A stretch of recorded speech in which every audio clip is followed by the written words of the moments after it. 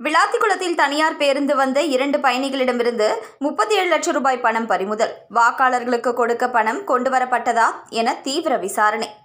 தூத்துக்குடி மாவட்டம் விளாத்திக்குளம் அருகே பெருநாழி விளக்கில் தேர்தல் பறக்கும் படை நிலையான கண்காணிப்பு குழு அலுவலர் சேகர் தலைமையிலான வாகன சோதனையில் ஈடுபட்டிருந்தனர்.